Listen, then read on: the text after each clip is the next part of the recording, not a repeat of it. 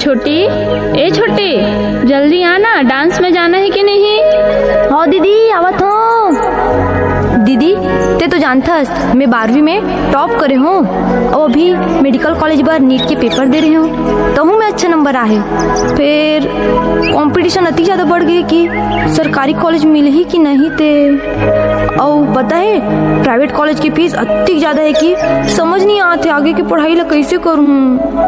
तो चिंता काबा करथस, मैं तो हो ना।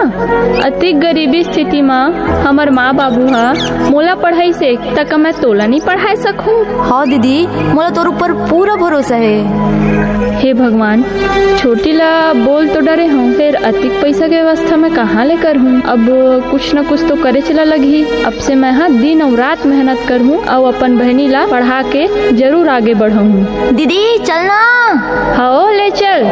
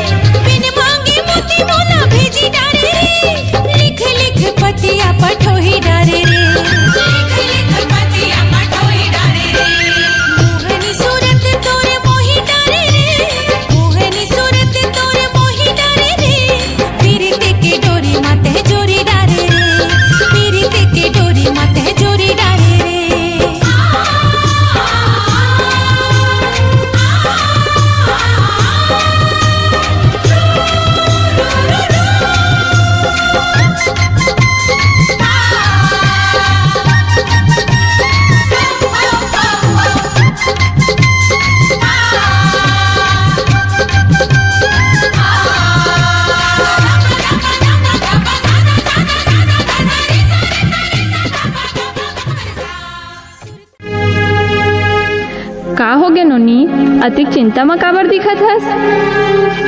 दीदी मोर कॉलेज तो पूरा हो गए, फिर अतिक मेहनत करे के बाद भी नौकरी नहीं लगत है। मोर साथ पढ़ के निकले है तिगर मन की नौकरी लगत है। और जानता दीदी जतिक मन की नौकरी लगे है सब बड़े घर के बेटा बेटी आए, का हम गरीब मन के नसीब में नौकरी करना नहीं है? आखिर मोर मेहनत में का कमी दीदी? इतना काबर सोचत हस मोर बहनी? मोला तोर ऊपर पूरा भरोसा है, बस तैं अपन मेहनत ला जारी रख और माता रानी ऊपर भरोसा रख। चिंता ला छोड़ और चल मोर सन। कहाँ दीदी? अरे तैं चल तो।